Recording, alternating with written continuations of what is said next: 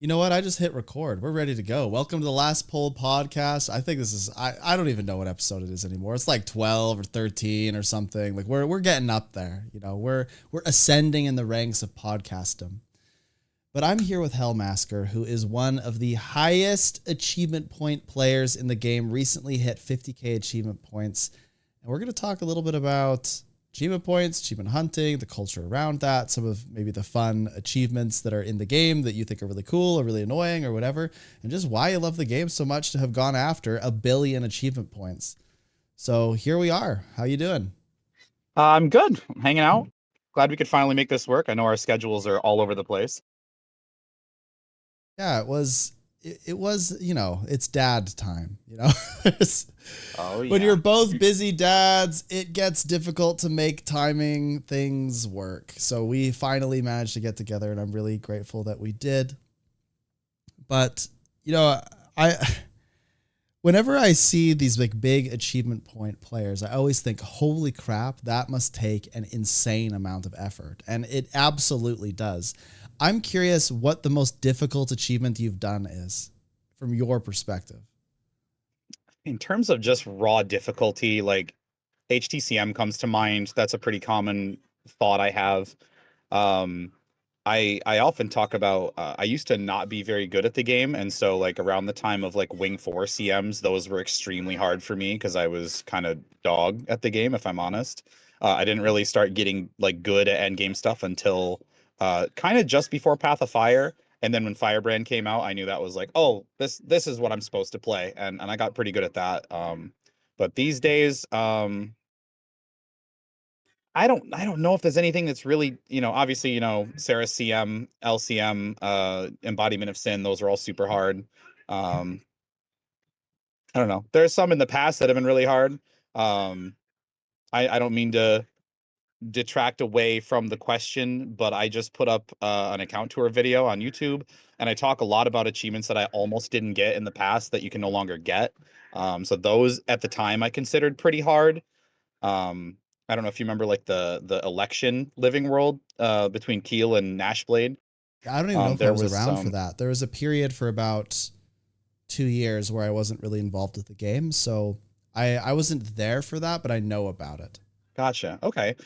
There were basically, I don't even know what kind of missions they were supposed to be, but there was like different tiers of combat missions for each candidate that you had to do. And I don't even know if they were supposed to be soloed, but I could not solo the tier 4 ones, the top tier ones. I had to get help with that. And then the other one that comes to mind as well is in the Battle for Lion's Arch, there's an achievement for defeating all of the Watch Knights within 6 minutes. That was incredibly hard with pugs. That's still incredibly hard with pugs. And I managed to luck into an instance of TTS, the Tequatl Guild, who was Yeah, they're big very back good. then. Yes. I managed to luck into one of their instances like the weekend before that Tuesday was set to remove that content. Like I barely edged in and got into an instance that completed it. Though now years later, I would have been able to just do it in modern day Living World 1 in the new or returned Battle for LA. So those are some that come to mind for me. Yeah, that is wild. Are there any? I feel like you've talked about this before, but are there any that you don't have? Yes. I talk about this a lot, actually. This probably The is a little bit of a pain point. yes and no. Um, like I mentioned Embodiment of Sin, I mentioned Sarah CM. I don't actually have Embodiment of Sin. I've actually done no pulls on Embodiment of Sin yet. Having had the baby, it's hard to commit to a prog. I'm sure you understand. Yeah. Um, and then the Despair Dodge achievement, also from Sarah CM. I don't have that. I do have a regular CM kill under my belt, and I almost got the Despair Dodge achievement, but I died at 2.5%. So Oh, that feels sucks. feels horrendous, but I'll get it. I know I can get it. I got that close. I can get it. Other than that, I still need I don't have all my PvP wins for Champion Brawler. That is an immense long-term thing I'm not really looking at right now. Similarly, there's an achievement for winning 10,000 matches that are not rated. That's closer, but still miles off. My World v World kills are only about 40% done, so I'm almost at 100,000 out of the 250,000. Those are all the super, super long-term ones. More manageable, medium, short-ish, medium-term ones are I could go right now with you on stream and earn 3 AP from the Sin Eater skins from Secrets. I could just go buy them from the vendor. And then I also need about 35 tournament match wins for the repeatable emblem of tournament victory points. And I feel like I'm forgetting something, but that's the brunt of it. That is wild. Meanwhile, I'm You're over like, here oh, like, what is an achievement?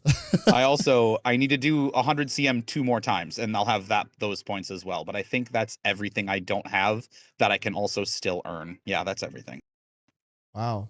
So there's just a couple, I think in chat before you said there's just a couple people that are ahead of you. What have they done that you haven't? Do you know? I'm not sure about the EU gamer, Ale or Eel. I'm not sure how it's pronounced. He's got 50,011 points. But Shadow Moon and I have talked a bit. He's the NA #1. He's got 20 more points than me. He's got the tournament wins done. He's got the 100 CMs done. He's got Sin Eater done. He's got Embodiment of Sin and Despair Dodge done.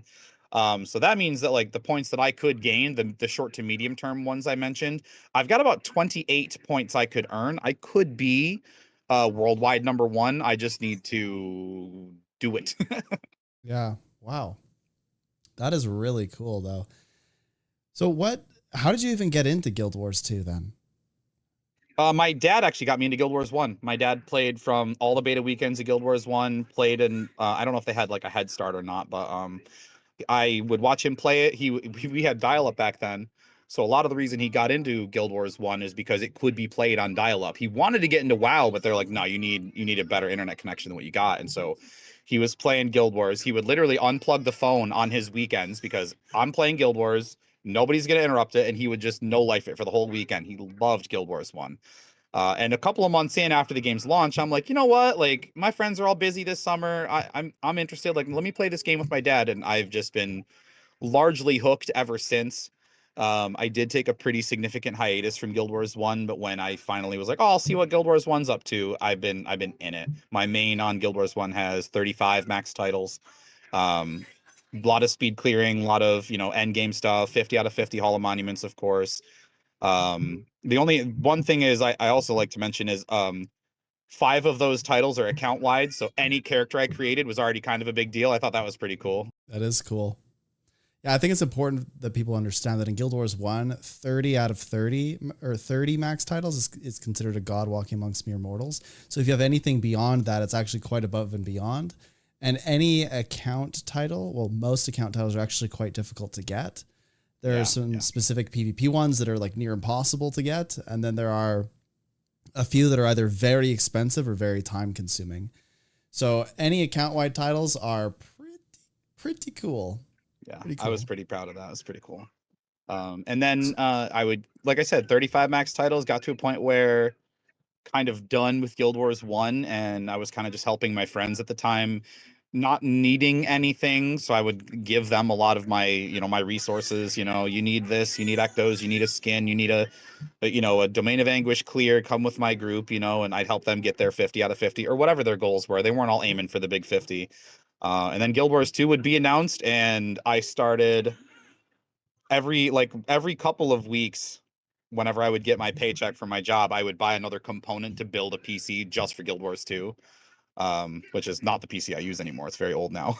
But Yeah. yeah, I've been diehard way into it since the very beginning. It's very cool.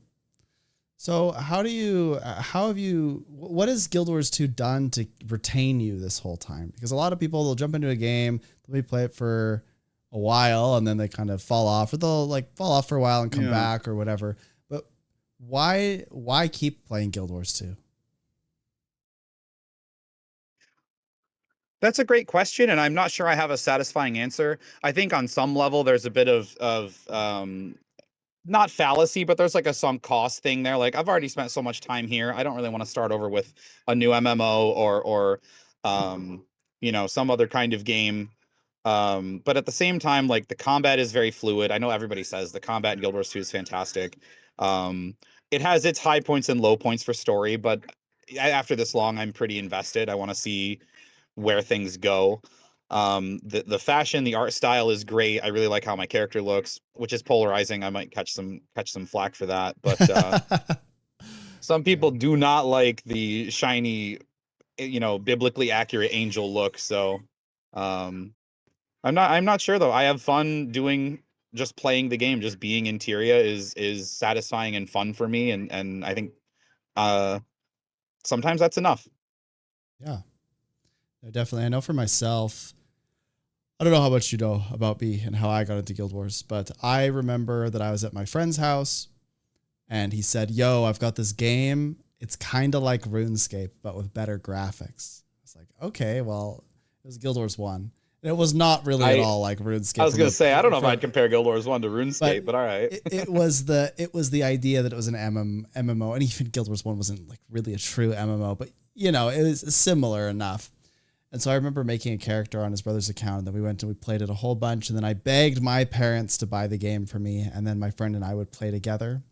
And we used to take up the phone line just talking to each other because we didn't have vent or anything back then. Yeah. So we'd take up the phone lines just talking, and my parents would always get really mad because we'd be like strategizing together. And then eventually I heard that Guild Wars 2 was coming out, and that was sometime in 2010, I think. Maybe even earlier. I can't remember. They did announce it mad early. Yeah, it was pretty way early. But I got really excited about it and just followed it from there, played the betas and hopped on in. And it's been a game that I've really, really enjoyed. There have been a few times when I've taken breaks and stuff. But for the past, I'd say probably 4 or 5 years, I've played pretty consistently.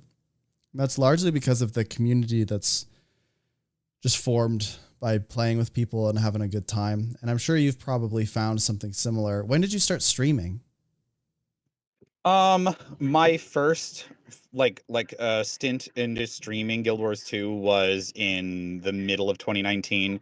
Through some government grants, my ISP was able to actually give us fiber. I live in the boons. I live like 10 minutes from a gas station and like 30 minutes from fast food or a Walmart. I'm way out in the middle of nowhere. So getting fiber do you out mind here if was I like, ask you? You don't have to tell me like specifically where, but like where is that?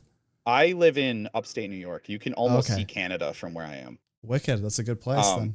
Yeah. So, and it's in the middle of nowhere. So like I felt arguably like the main character in a way when they're like, "Oh yeah, we can offer you fiber." And I'm like, "Out here? No way. That's wild." But as soon as they got it installed, I was like, I have the bandwidth now that I could stream. And I started it, and I started pretty early, and kind of just clicking live and playing the game, and not really doing much with it. But unfortunately, later that year, my grandfather would get really sick and eventually pass away. And I took a break from it for a while, and then the break became long enough that I was like like I would think about going live and it would give me anxiety. So I would end up just not, and then it became kind of a pretty significant departure from it for a while. So eventually I would start finding the courage to go live just on Monday nights for my static raid clears. And that's sort of how I've found the energy, the encouragement to come back to it a little more strongly when I can. Though that's slowed down quite a lot since my daughter got here. So Yeah, no, I totally feel that. I remember I started in 2020. Well, kind of. I had streamed before then, but I didn't stream a lot. I would stream every once in a while, just like once a year, it felt like, for the lulls. And I I made YouTube videos back in like 2011, 2012, when I was a teenager. I made videos, but my parents really hated that. And I was like 17 at the time, And so they hated that, and they kind of forbid me from doing it, which I really regret, because I think that if I had kept going, I would have actually I would have done pretty well. But I took a couple of years, lived in Micronesia for a while, came back home, went to university, and it wasn't until my master's degree that I started streaming, because it was the pandemic and I was super bored and I kind of lost all connection. Yeah. So I was like, well, how can I meet some people and do some fun stuff? And that was streaming. Yeah. The obvious choice. Yeah. Yeah. So I've been streaming pretty consistently ever since, but I totally get you with the break. I did take a break. Oh my gosh. It was about a year ago. Soda was coming out and I was about to start a new job. Or was it a year ago? 2 years ago?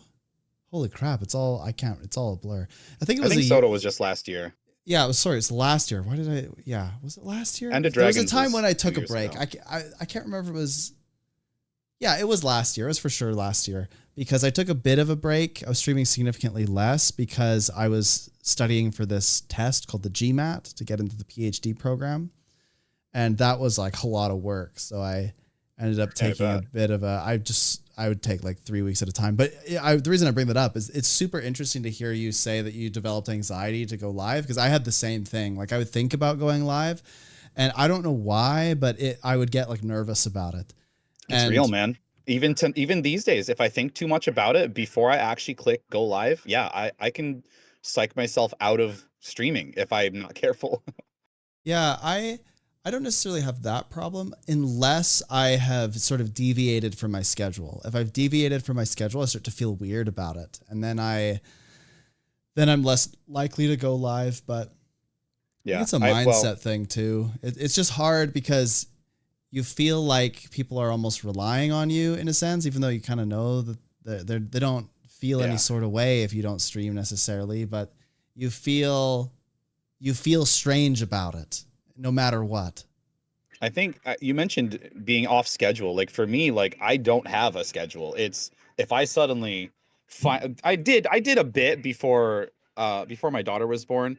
But these days it's very much if I find myself with like what I feel like is a reasonable amount of time. Like I don't want to go live for 30 minutes. That doesn't make any sense. But if I find myself with a handful of hours that are completely mine, I'm like, oh, we're going live. Like I'm doing it. Like it's kind of out of nowhere. And that's why if I think about it too hard or if I get distracted or busy or something comes up and I can't for too long, then I'm like, all right, well, it's too late now. Might as well not bother. And maybe that's not a good attitude to have. Maybe I should just wing it anyway. I don't know.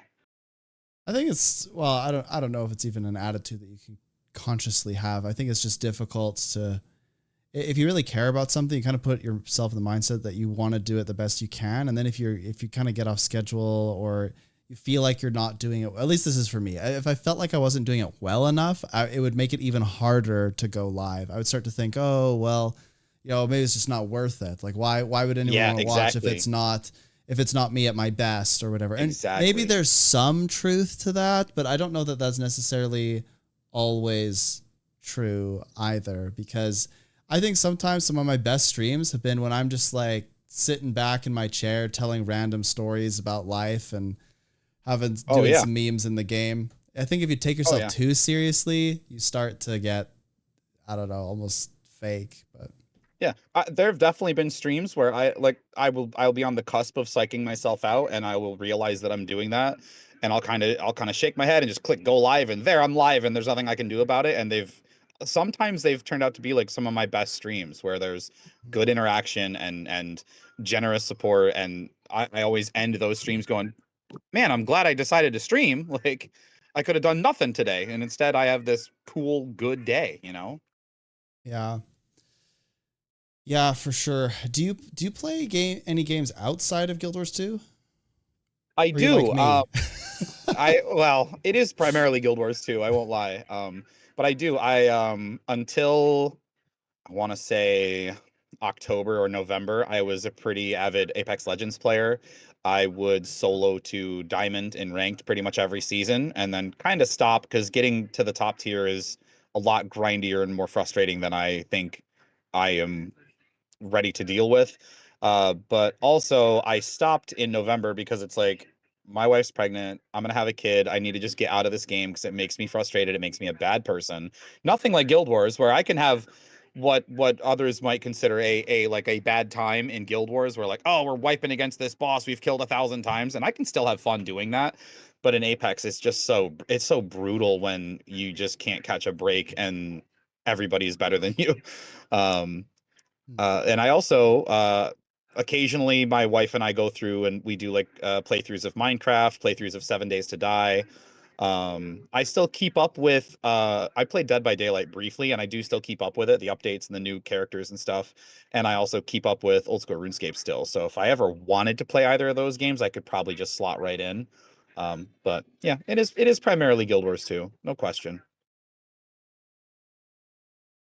I'm curious if you find so that experience you have with Apex Legends. I feel like I have with PvP. I don't know Oh what it yeah. is. I don't know what it is, but people call me out on this quite a bit, and it's totally fair.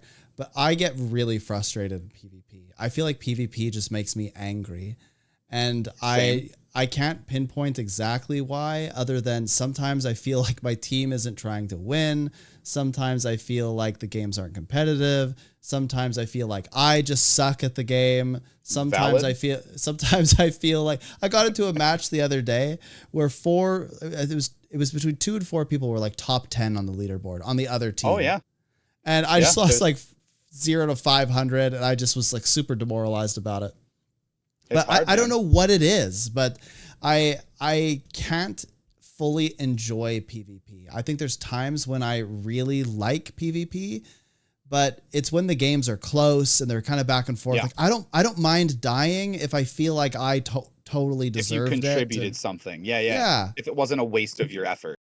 but it feels like I'm sometimes put into situations where it feels like a total waste of time, and that Yeah. I'm not gaining anything out of it. I'm not getting better. And I don't know what it is, but I just start to slowly get angrier and angrier. And I've been thinking about this a lot because I've been trying to do this little PvP challenge, and my emotions have like ebbed and flowed a lot with it. So at first I was kind of happy, and then I got really angry and was like super frustrated with the game. It was a bit of a dick because of it. And then I got way better, and I was much happier. And now I'm kind of in the middle of both of that, where I'm like, I just don't know if it's like a super healthy thing for me to engage with all the time. Do you find yourself feeling the same way? Yes, I feel that way not only with PvP like you meant, like with Apex like you mentioned, where you'll have good days where I'm like, "Oh yeah, I got a win, and then I got like top 3, and then I got another win. Like this is great. I'm climbing the ranks." And then you have days where you just get dumpstered over and over and over, and it's not fun, and you're wasting your time. And that game is it's actually similarly to Guild Wars. Once you get into that match that you know you're going to lose, you're stuck there. There's no resigning, there's no leaving, you're stuck. You have to just wait till the match is over. Even if you alt F4, you can't get into the rest of the game until the match is over. And the parallel I'll draw to Apex is once you die, you have to go back to the menu, you have to ready up, you have to get match made, you have to pick your characters, you have to wait in the dropship, you have to get to the ground. There's a lot of just I'm waiting to play. And PvP has that if you're not having a good time. um I've definitely experienced what you're experiencing with like the other team being like top tens. I remember like one of my first in-game interactions with Grimjack. I've always known who Grimjack is. But there was a time where like I was doing ranked PvP strictly for achievement points, shocker.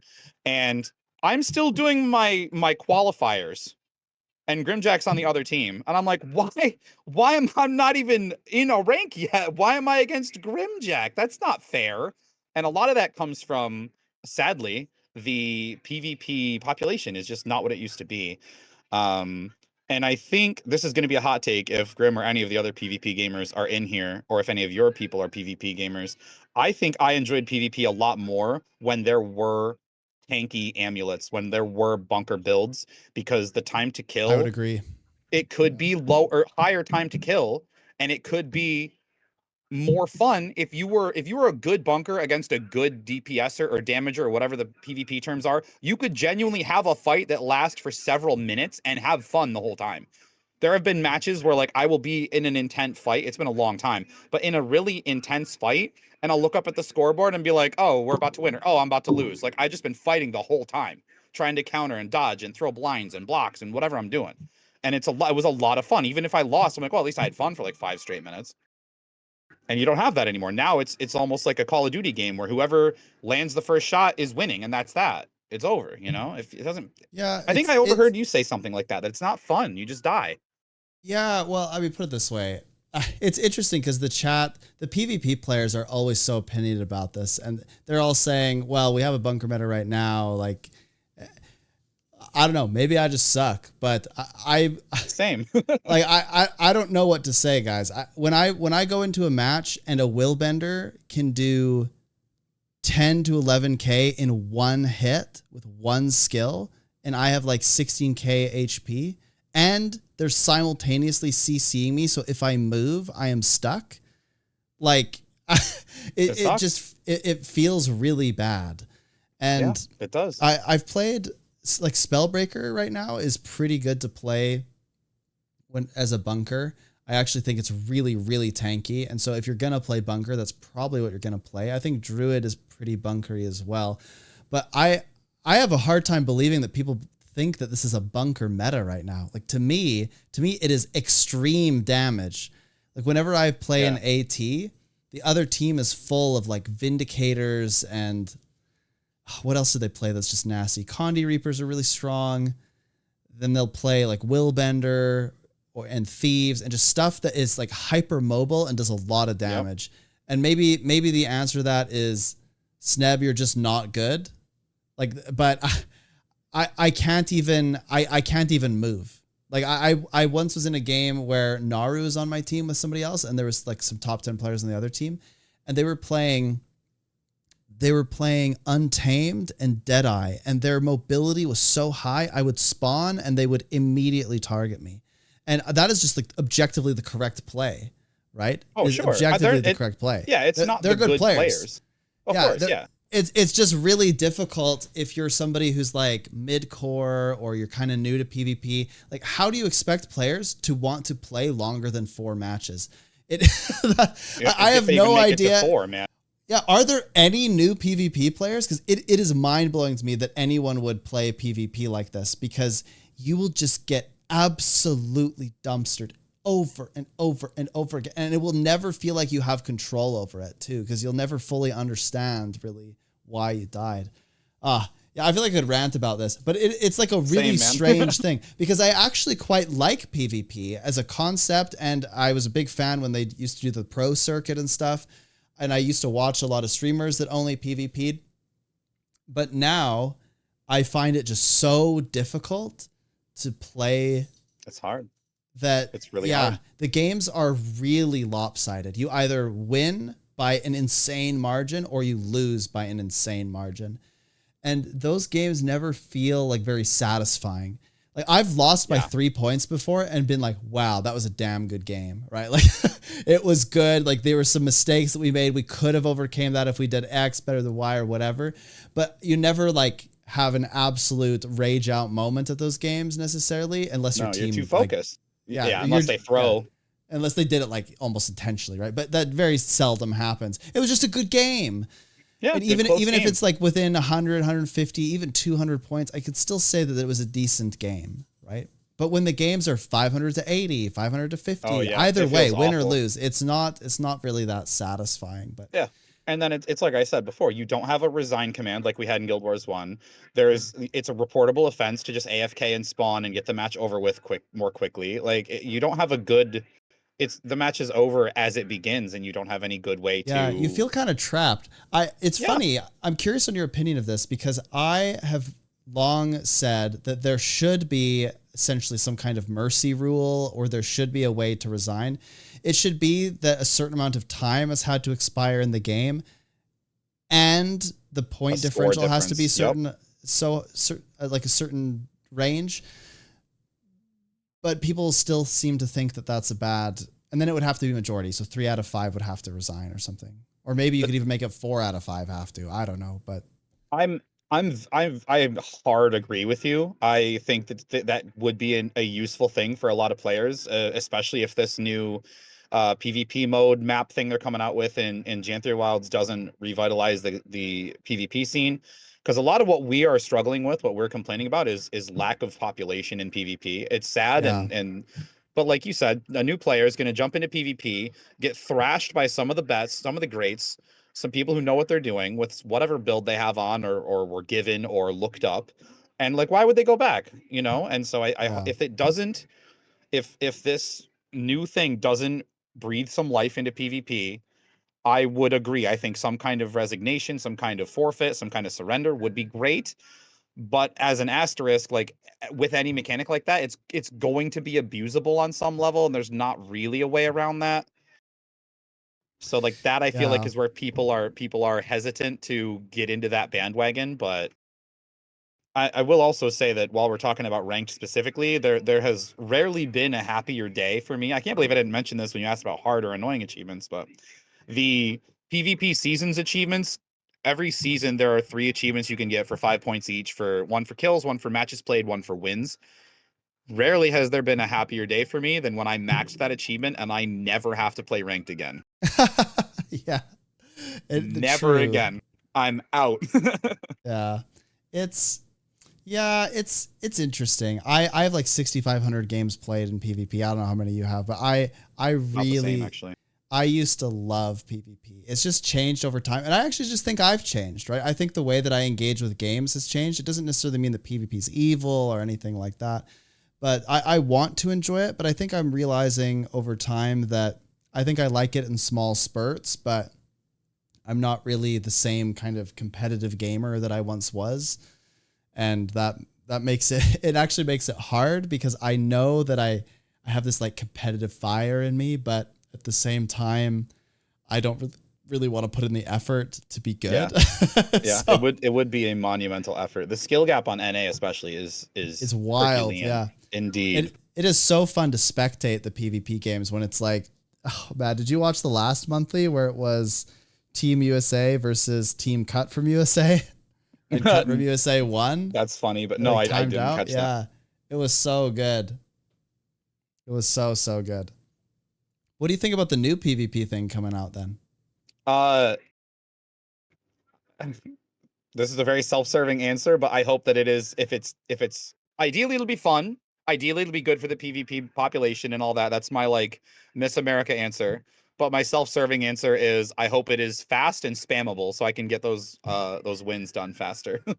True. But if Yeah, it's fun, that's a win. If it's fun and even if I'm losing, I'm having fun, that is huge. I'm a bit skeptical because they already have they had Stronghold and it didn't really work out. And they've kind of acknowledged that and they've talked about how they're going to do things a little bit differently. But I just wonder if Guild Wars 2 really has room for another PvP mode like that. I don't know. I'm not sure what to think exactly of it. I think Yeah. it has potential, but I wonder if it will really attract new players to the game mode. We don't have any clues or details or hints or anything, do we? I don't think so. Yeah, it's going to depend on like exactly what it is. And you mentioned Stronghold, and Stronghold, I think they wanted Stronghold to be bigger than it was. If you look, like, first of all, they came out with a new hero. We didn't have Apple Char. What's his name? Tybalt. We didn't have Tybalt. Tybalt. Yeah, yeah. When Stronghold came out, there were just the original 3 heroes. They released a new hero. If you look at that panel for your heroes, which I know is a panel almost no one's seen, but there's like a ton of room on the left column for all of these possible slots for more and more heroes. And I think that like ANET wanted Stronghold to be this like big cool side mode that people would get invested in, and there was even skins for the heroes, and I think it could have been really cool, but the community was just like, nah. So hopefully the Yeah. same doesn't happen with this new mode. I hope they've got something else up their sleeve. I'll always admit I'm an ANET fanboy. I want them to succeed. I want them to make more of this game we all play. But I am kind of skeptical myself, man. Yeah, I hope it's fun. I think if it's fun, people will play. But it's kind of weird because sometimes you say that and you're like, is that true? Because I think there's some people that play stuff that's really not fun at all, but they do it for the rewards. So, Who would example, do that? riffs. I cannot believe that people like riffs. Do you like riffs? I don't know that I have an opinion on riffs. I think I think getting rare drops, getting a sky scale weapon drop is very exciting, but that's not really different from getting a rare drop from any other kind of content. I don't mind them, I guess. I I think that think I riffs are really good as like as filler content in between other events. I think that riffs hold a really good spot for that. But the place where I kind of struggled in Soto was I felt like riffs were the content. And I couldn't quite get it because yeah, none of the riffs felt like I was really doing anything other than a simple champion. they are very But repetitive. you know, they are good in concept, and I hope that they iterate on those and make them even stronger. Yeah, if they're doing Janthir convergences, then maybe we'll have Janthir rifts. If the rift essences are all going to be the same, um the same resource used for the spear and the backpack that are coming out, which I think I heard that. Um, then we might get more rifts. They might get cooler. I would like to see some variety because they are very repetitive. I think one like raised eyebrow I felt about was the just the sheer quantity of especially the red essence that you need. It's like 3,000. You can't even deposit 3,000 things in your materials, by the way, even if it's maxed out. 3,000 red essence for one piece, like a little steep. But other than that, I don't know. I doing the riffs actually, meh, it's whatever. It's fine. I don't love them, don't hate them. It's whatever. Yeah, rifts are. Yeah, they have potential. I hope that they continue to do things like rifts, just because they do have so much potential to make the map the maps more more occupied. That's true. I think when rifts come by, I almost mentioned this. Strazel said in your chat, if it was on Curse Shore, you'd be there, and that's. I think if you can get rifts from like an economics, like a farming standpoint, if you can get rifts on a map that has really good bonus map rewards, like now you're kind of double dipping, and you can make a bunch of map bonus rewards, your charged stuff and your powerful bloods, but then you're also getting your rift essences and those rewards. So I can see why they'd be appealing, but I don't necessarily think that equates to fun, and that ties into what you said about people doing stuff for the reward and not for the content. Hmm. Do you have any big? What's your wish list for Janthir Wilds? I mean, we're only a few days away at this point. I was I was already like really excited for Homestead. I'm still quite excited for Homesteads. I am I am devastated at the news that we won't have weapon racks and armor stands at launch. They're gonna keep working on them, and yes, I would like them to release content that's flushed out and or fleshed out and fixed and not bug free. But I've been talking a huge game for weeks, a month even. How I'm like. I'm gonna have a castle. I'm gonna have all the most prestigious armor on armor stands. I'm gonna have the sickest armory NA, and now it's gonna be like eventually I have to wait, so I'm a bummed about that. So as for other wish listy things, I don't know, a good story, I guess, fun spear mechanics. I don't know. I have to wait and see. I mean, I am still Yeah. excited for homesteading, but I think whatever. that homesteads have the potential to be some of the best content they've ever released in the game, I am inclined to because it will agree. be very user generated content that people Yes. can make it whatever they want. And I think guild halls were kind of doing that, but this is way more Yeah. mainstream, so to speak. Personalized. Yeah, exactly. It's almost I feel like an evolution of Fashion Wars. Fashion Wars, you have to put armor, put skins, put an outfit on this humanoid character. In the Homestead, go nuts, do anything.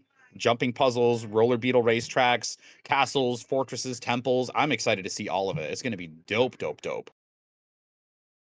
Yeah, the other thing I think that has a lot of potential is they can make all other content in the game more meaningful by creating rewards that can be displayed in your homestead. Yes. So Yes. theoretically, they can add rewards anywhere they want to that contribute to you building up whatever you want your homestead to be like. This also, I think the economy is about to go crazy. Look I'm at hoarding this. everything, man. Yeah, me too. Everything's this is going to be released on Sunday, which is only a couple days before the expansion, and I think the prices of everything are going to go absolutely insane. I'm And we just had the biggest economy dump ever, right? All the materials have been dumped out from Four Winds, yeah, and now suddenly we're going to have all of these I know. material I've been requirements probably.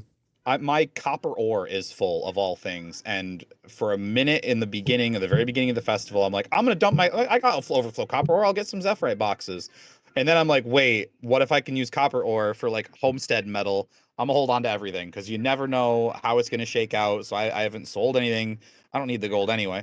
So I haven't sold anything. I'm just hoarding it all, and if it's overflowing, it's overflowing, and that's fine. And I'm excited to see what it brings, though. Yeah, it's quite exciting that there will be new uses for materials as well, because I think I don't know about you, but I've made some strategic purchases over the past couple of months thinking, are there any materials that have just not been used that could be used? Yep, I And stocked up on lumber cores in case we need them for trees in our uh, homestead. there you go. I stocked up on, I took a random gamble. What are those even called? The little slivers? I went all in on the slivers. to see All of them, or like the resonating ones, or? Yeah, I went just like the lowest tier one. I bought as many as Oh, I okay. could. I've got You like never stacks. know. They probably will be worth nothing. I've only ever hit the jackpot once on my guess, and it was with Janthir Wilds. I was thinking about ways that they could innovate combat without introducing a new elite spec, and I was like, well, what if they just added a new weapon? It's like, adding a new weapon would mean that they have to add a load of skins. And I think that would be really an inefficient use of time. And so I thought, well, what if they use something that already existed? And then I thought about it and I was like, well, the only things that exist are underwater weapons. So I bought a bunch of underwater precursors. And it turns out dude. I bought a lot of the spears. And so I ended up making a few thousand gold off that. Nothing crazy. I also sold at the wrong time because I got nervous. But I have a similar story actually regarding spears. I was as a meme basically last year sometime I made 3 of the legendary shark spears back to back to back, so I could literally click refill and craft and refill and craft on legendary shark spears. I had only sold one of them when they announced Janthir Wilds and land spears, and so I think I got 5,100 gold total for both of the 2 that I hadn't sold yet. So it was pretty big stonks. that is big. Wow. Very big. I like how my dog is just coming in and out of the room and is like very upset about something. He keeps coming to tell me something. I don't know. Dogs are in. Do you have any pets? 2 cats, 2 dogs. Yes. Oh yeah. Do you live out on a farm then if you're out in the boonies? There are lots of farms around. I don't live on a farm, no. Okay. Yeah, I live in a pretty rural part of, well, I live in a city of about 100,000, but I live in a pretty rural part of Alberta, which is right above Montana. So I didn't know you were in Canada. Yep, I am Canadian.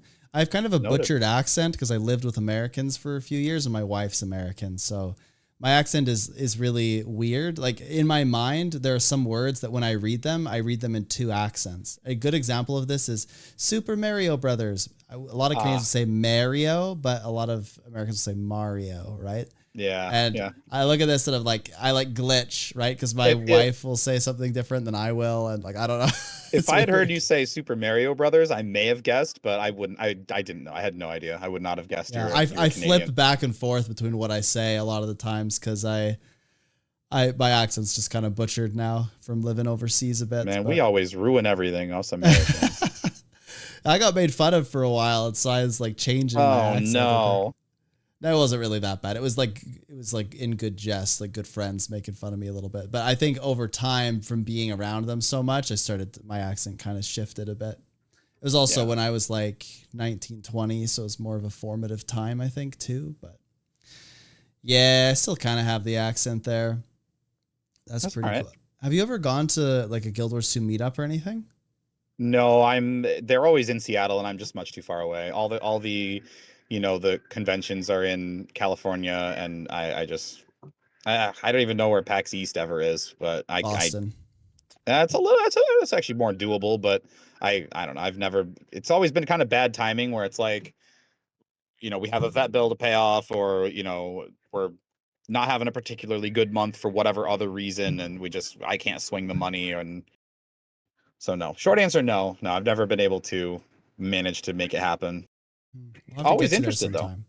I've been very fortunate. I've gone to 3. One was the 5-year anniversary party. I went with my wife. It was our honeymoon and we went to Seattle. So it was just so happened it was there. And I remember I sent a message to Gail Gray at the time on the forums because she was like, oh, if you want to get in, let me know. And so I messaged her and said, hi, this is who I am. My wife and I were on our honeymoon and I'd love to attend. I'm a big fan. And so she got us like VIP tickets or whatever, which was really cool. Sick. And then I went to the 10-year anniversary party. That was the crazy saga you might have heard where my wife was very pregnant and I wasn't going to go. But then she was like, you have to go. Like, you've been streaming for a couple years and like, this is so much fun for you. I love the supportive wife. I've got you have to go. Like, you'd have such a good time. And I was like, well, I don't know. I don't know if I'm very comfortable with going because there's a really strong chance that you have the baby or something. Because she was like 8 months pregnant, right? Yeah, that's and so I was like, I don't know that this is a good idea. She's like, you'll only be gone for a couple days. It's fine. Our other daughter came late. Like we have a scheduled C-section thing just in case, or do induced labor or whatever. And so I said, okay, they'll just be gone for 2 nights. And I drove, I don't know how many people know this, but I drove, I was like 20 kilometers outside of my city and my tire exploded. And No way. And I had to get the car towed back. And then I took my other car, but my adrenaline was just pumping for the entire drive. Drove, met up with some friends, some community members. They then drove the last leg to Seattle, got there. I ended up staying with Roy. And then the night after the 10-year anniversary party, we went back to Roy's house. I fell asleep. I woke up in the morning and my phone was just blowing up. Oh no. It was just full of messages. And my sister was like, congrats, you're a dad again. It's like, oh no. My gosh. So apparently it's like you knew.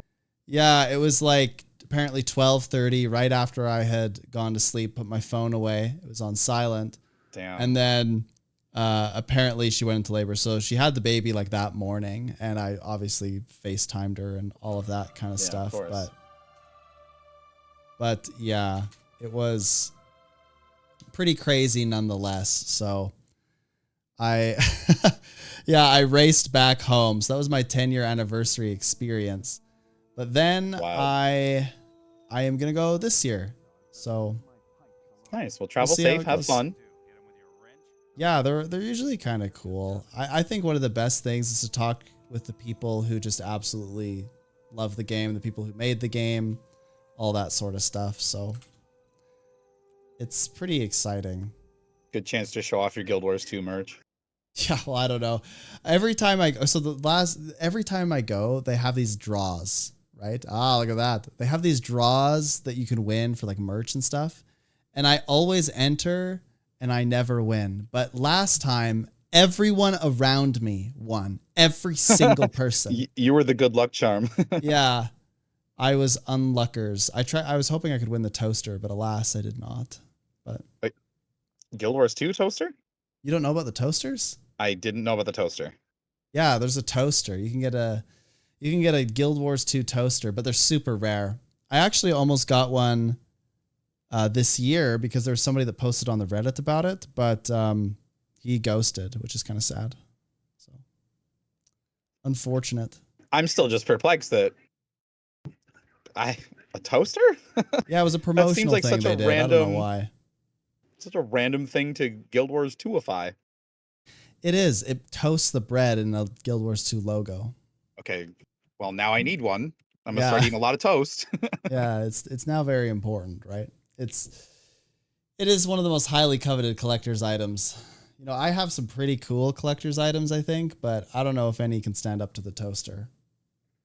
Speaking of that, I actually, the first time one of the Guild Wars 2 ANET partners made it to 1 year of partnership, they posted the Eternity statue or whatever. Yeah. I was like, oh man, I want that. That's super dope. Now you're gonna flex it. I do have it. I do have it. Yeah, I thought it looked so dope. It's actually much smaller than you'd think. I always thought it was bigger. You're setting me up for a lot here, pal. Yeah, this is what it says. It says like ArenaNet partner on it. That's just super sick though. It's cool. It like has a little USB and it plugs in and it lights up and you can control the lights. But yeah, I guess this one is pretty neat. It was so funny though. When I got it, I opened it and I went, oh, I thought it was bigger. Not in like a disrespectful or mean way, but I just was surprised because I guess it's supposed to fit on your desk. But when you still have the plastic on yours? No. Wait, do I? Is this plastic? Wait a second here. Is it about to look way cooler? No way. Is it like actually? I don't know. I can't tell. So now Chicken Noodle's making me say, oh my gosh, I do. There's plastic on it? Why did no one tell me this? Look. It actually is peeling off. Do I just keep the plastic on it? I don't know. If you do peel it, you have to peel it real slow for the chat. Oh my, I feel like I'm kind of like supposed to now. I don't know. Oh, Look at look it. at that. Oh my gosh. Holy crap, it's way shinier. Okay, I'm not going to peel it all the way off. I'm not. I can't. I can't. Holy crap. I had no idea that it was like that. I thought it was supposed to be foggy. I thought that was weird, but like, what do you do? Eternity being kind of foggy, I guess it makes sense. So what's your plan? Janthir Wilds day one. Are you just gonna hardcore go for all the achievements immediately, or do you just kind No, of take it slow and play the story? I usually go through the story first, primarily to avoid being spoilered for things being ruined. I haven't really had anything spoiled for me too badly. Like not just in Guild Wars 2, but like, you know, media as a whole, since a character death in The Walking Dead was spoiled for me pretty heavily on Facebook. Oh shoot! And It was it season 7. I don't remember. It was a long time ago. I Was don't want it? to. Okay, well, I mean, it's been out a long time. Look, nobody will be upset here. But I was it? when Yeah, just it tell me. was Just tell. Herschel. Spoiler. Oh, who? Herschel, the old man in the prison. Oh, When you spoiled it. No, I'm just kidding. no. Yeah. That's rough. But it was spoiled, you know, and then watching the episode, knowing it was coming, like ruined all of the suspense of like, oh my god, they might negotiate him getting released. He might be okay. He might make it, and then he doesn't, and like it was just ruined. I knew he wasn't gonna make it. I was over. Yeah. So I really try to Yeah. avoid all of that with Guild Wars, with everything. Not even like Marvel stuff has been spoiled for me, thankfully, luckily somehow, but yeah, so Janthir is going to come out. I'm going to try to just blast through the story as much as I can.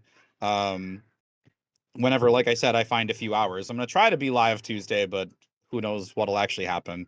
And then after that, I'll start assessing whether I want to work on whatever achievements I have left to do, or if I want to just start dumping all my account value into my homestead and making, whether it's a castle or one of my stream titles when homesteads were kind of first being announced and everybody was getting hyped about them was like, I'm gonna make a sick castle, and like 4 different people, regulars and like not so regulars, would come in and be like, no, I'm making a castle. So I'm like, all right, well, maybe I should do something different, something slightly more original. And so I talked about like maybe like a temple or something, but whatever I do, I definitely want an armory eventually. And then after that, it's going to be, you know, whatever, if the Warclaw stuff is sick, if the Coden lore stuff is sick, and whatever the other masteries are. Actually, the final Warclaw mastery seems very, very strong. An extra 20% mount regen, and that's probably going to stack with your Jadebot thing. Like, you know how fast you can flap on a Griffin with that much energy regen? No one will ever have to land again. It's going to be dope. Wow. But yeah, I'm probably just gonna put one of every decoration in there. Do you have a golden sink? We're gonna need to get a no, golden sink. That's no. very expensive though. It's well, Yeah. a golden sink for your gold. Yeah. But no, I don't. Very, I very don't. pricey. Hmm. I don't. Play I the know like there's story. some. Sorry, go ahead. I was just say, you know, you're gonna play the story. Do you? One thing that I'm kind of struggling with is with End of Dragons. It was a race for Dragon's End, and that was like super cool, right? Soto didn't really have anything quite like that. Like we did Amnitas, but it wasn't. Yeah. It wasn't hard It enough. didn't have the same energy. Yeah. Yeah, I don't know how else to describe other than what you just said. It doesn't have the same energy. So from there, I'm not sure what to think about Janthir Wilds yet. I'm guessing that I know there's some world boss or something that's going to be maybe something we have to take on. So are people going to be gunning for that, or are we just kind of? Yeah, I'm very curious to see what happens on release day. My plan currently is I will go and I will do the story so that I can get into all the maps. Then I'll probably prioritize like exploring the maps and trying to do achievements with chat. And then if there's a big world boss slash meta or whatever, then I will focus very hard on getting teams through that. I think that would be kind of a fun thing to do. Oh yeah. I think You mentioned about Dragon's End. I think there's some other factors why there was like a big push for it. Like we needed to complete that to get our turtle, and everybody was excited about the turtle, which in hindsight I feel like was a little gimmicky for me. I almost never used the turtle ever. Yeah, But there was isn't that put in such an interesting perspective when the turtle was so sought after and yet nobody really uses the yeah. turtle? I think the most fun I've had on the turtle were those in Guyala Delve, and then after Guyala Delve, those two-person adventures where you had the gunner and you had the pilot had to perform well to succeed in destroy all the targets. That was dope. That was fun. That's something where it really leaned into everything the turtle was about. The movement, the two players, the slamming, the cannons. That was sick, but like that's all we had. So as far as like specifically turtle content. But then also, I think maybe Epark in the last part of Nios maybe recaptured a little bit of that Dragon's End, not in the same, because the reward wasn't the same, obviously. But I think there It's was also hot some glued to the ground and doesn't move, so. also true. But I think there was some level of difficulty to it that made it kind of like a another meta that the community at large had to kind of learn and get good at. Whereas like Dragon's End, first of all, there's like an hour pre-event, and then there's an hour event leading up to and culminating in the actual defeat of the boss in all the different phases and all the different mechanics and all the different one shots. I don't know, it's just they needed to really go have the dragon cycle go out with a bang, and I think they really clutched it. And from a story perspective and from a big bad or a world boss perspective, like we are talking about, I'm not sure where they go from here. I'm not sure what the Astral Ward gets into. I know we've seen some teasers and spoilers, and I don't want to say too specifically which Guild Wars 1 monsters we're teased and seeing, in case anyone's out of the loop. But I think it'll probably tie into that stuff, and that could also be narratively satisfying. I think and hope. Mhm. Yeah, no, I 100% agree with you. We'll see what ends up happening. I think one of the big distinctions between End of Dragons, or sorry, Dragon's End and Epark was specifically that one feels difficult and the other feels annoying. And I think Yeah. the reason for this is because one has a ton of HP and not a lot going on, and the other has a series of mechanics that all require you to move and be engaged, and there's coordination involved with your team and splitting. But I've never. Epark has a little bit of that, so it's close. It's really close to Yeah. being good. I think if Epark moved, I think if Epark moved, I should be an encounter designer. Here you go. Listen to this. This is my pitch Let's for it. hear it. Let's hear So it. I The think Epark rework. if Epark was like in the middle and there were rifts that could spawn all the way on the outside, and then Epark moved toward the rifts, and in order to stop Epark, you had to CC, and the CC bar wasn't like abhorrent like it is now. I don't think And that bar has ever been broken. I've never seen it broken. No. So I think if Epark moved in the direction there, then I think I would feel a bit differently about it, because suddenly you're like, you have to break the bar, otherwise it like fuses with the rift and like gets powered up. But if you break the bar and it gets to the rift, now it just like changes direction and it's going to go to another random rift. And so you're moving around, and it's kind of this like follow the boss around, make sure that you're stopping it from achieving these things that it's trying to do.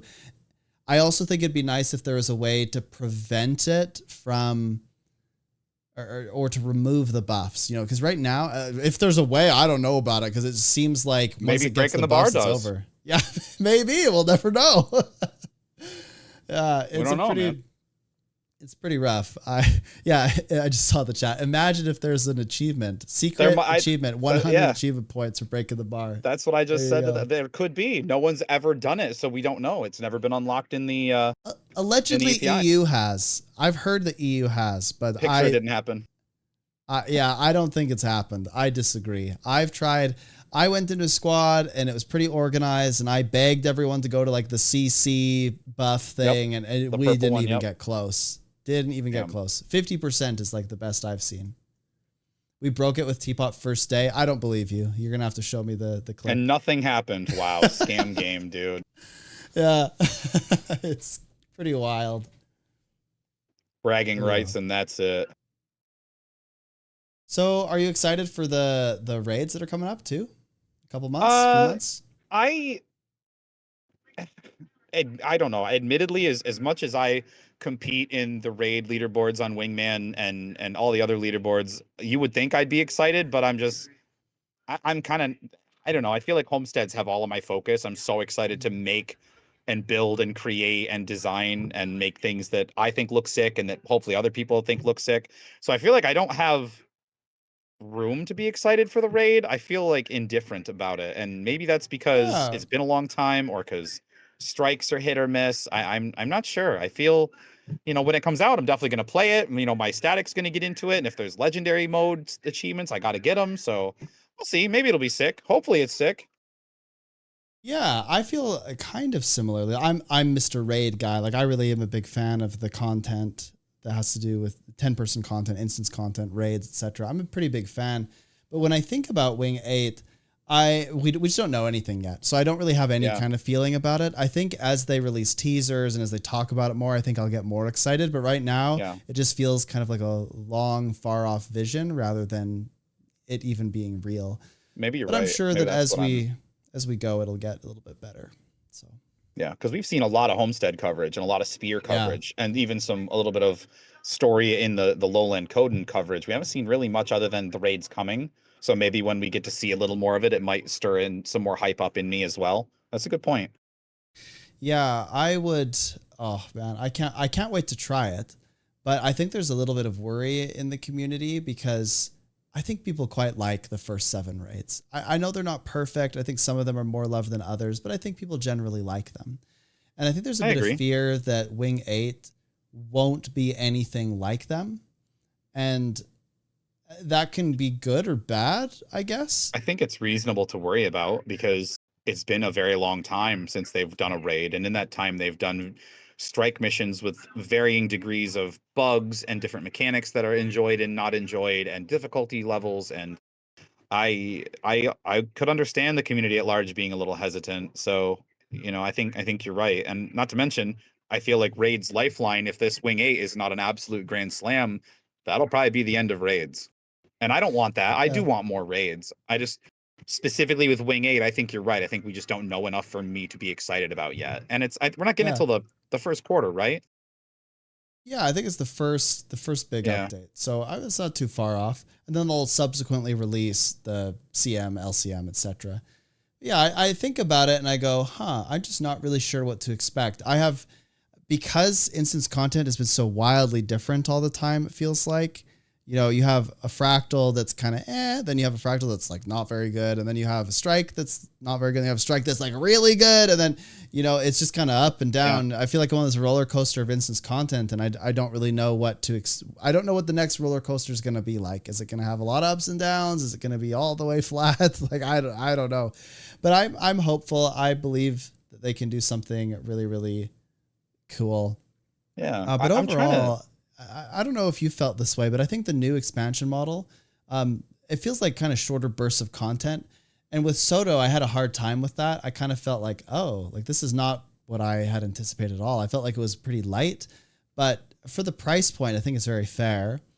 And I'm kind of okay. My expectations have been adjusted. I'm kind of fine with it now. It's kind of just like, oh, okay, this is what it's gonna be, and I I'm not going to go and scream about it or be upset. I think it's fine, especially because I think MMO demographics are aging, and so their needs and requirements from the game are changing.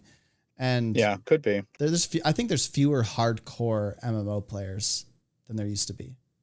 Yeah. I don't know that I'm at a point where I've done, you know, not to brag obviously, but I've played so much of the game that any more that we get is all like, "Oh, I got more." It's not a lot more. It's not their best content, but it's more. And maybe that's not the best attitude to have, but it makes it harder for me to be critical of what we do get because it's just something more for me to do that I haven't done. Um, I don't necessarily mind the new model, really. I don't think. It does. If it's working for ANET, then like cool, power to them. If it's more profitable or more better for their like development cycle. I have confidence that what they said in their blog about what they learned from Soto and how to, you know, how the scope of it was sort of overblown and they kind of bit off a lot more than they could chew. If they truly learn from those things and make Janthir Wilds truly sick and truly dope, I think it'll be a good direction for the game and for the studio. So yeah, I'm rooting for them. I want it to be good. I don't mind the model though. I don't mind the releases are more consistent, I feel like, or have been so far at least. Yeah. Uh, yeah, I, I kind of agree. Like, I don't, I think when Soto came out, I was pretty upset. I was kind of like, oh, this is not, this isn't End of Dragons. I really liked End of Dragons. I think End of Dragons had a few I did too. problems. But I think End of Dragons was certainly number 2 for me on the expansion tier list. HOT and then End of Dragons quite easily. So it felt like it was going to be really hard to surpass that kind of no matter what. Plus it was Cantha. I mean, let's just be real here. Cantha was a big sell in and of itself. People just like the lore with that. Yep. So I was pretty hyped Cantha about was that as well. Yep, Cantha was overdue. But yes, Yeah, I also really liked End of Dragon. I saw that you have 23K hours. Somebody asked you in the chat. They said, what's your account age for hours played? And you said 23. Mine's about 8,500. So that's really impressive. That's a lot of time, a lot of effort to being one of the best players in the game from an achievement point standpoint. That's pretty cool.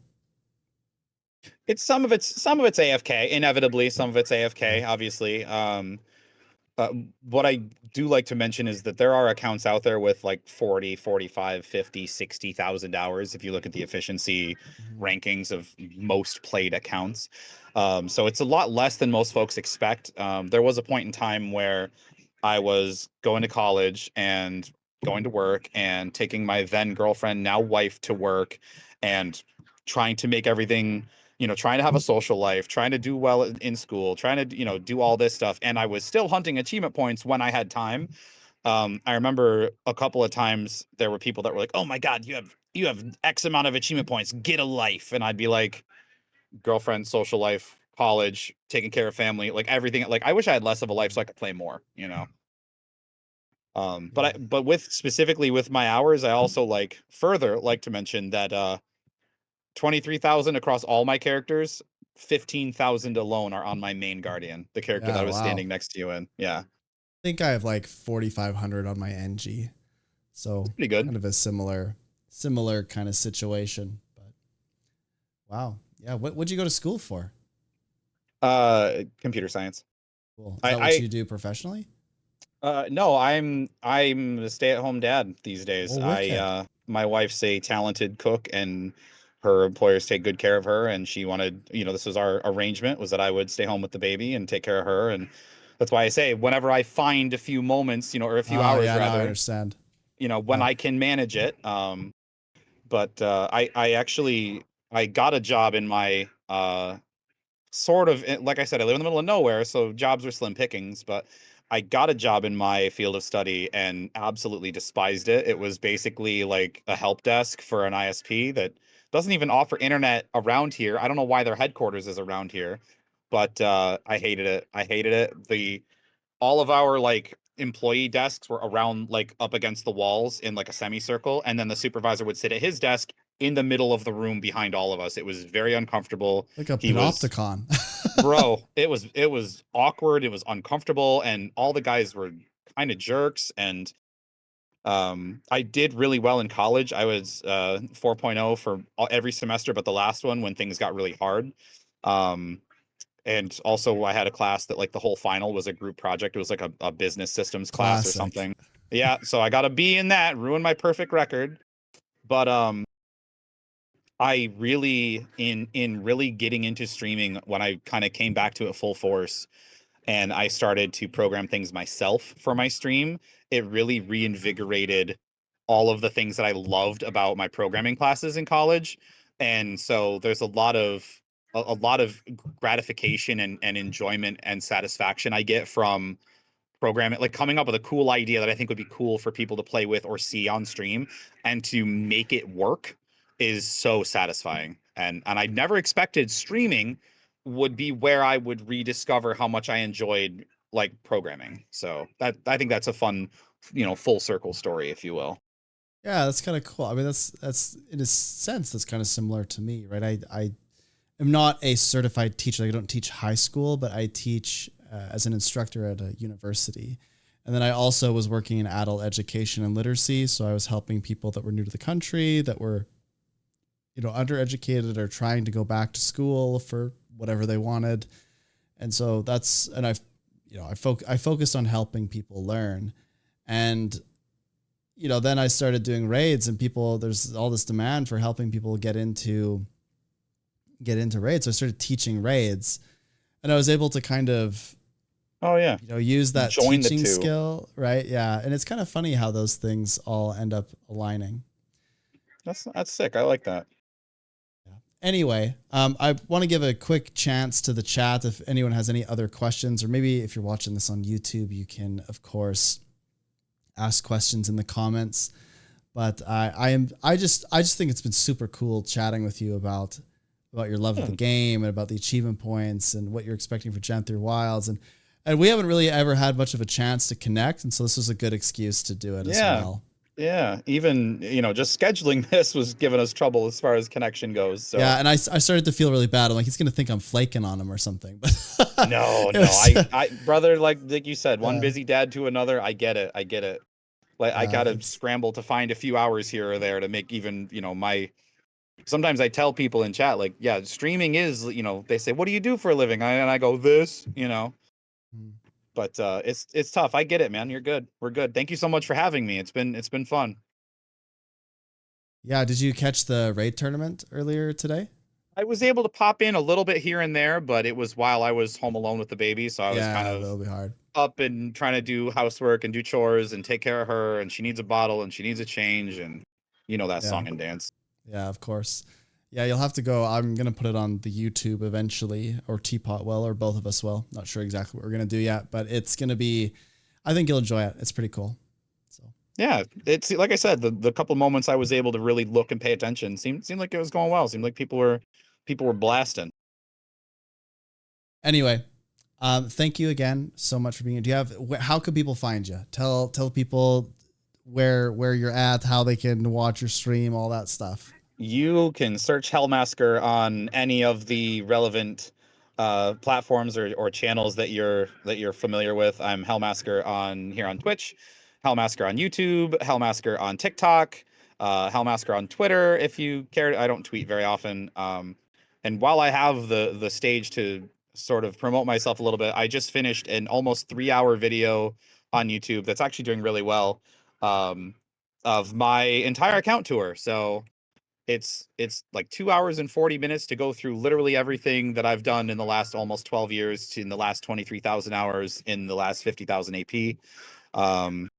So if you're curious about anything, it's probably there, but if not, you can reach me at any of those other places, and I'm down to answer any questions. I feel like my content's at its best when I'm rambling, I often say. Yeah, I think that's fair. Me too. That's why I do a podcast. Hell yeah. Yeah. Well, thank you again so much for being on. I think your perspective is super cool. Obviously, you're a big fan of the game. I'm a big fan of the game too. And I just think it's really awesome and special. So thank you so much for being on. And thank you so much for having me. Yeah, we'll chat again soon, I'm sure.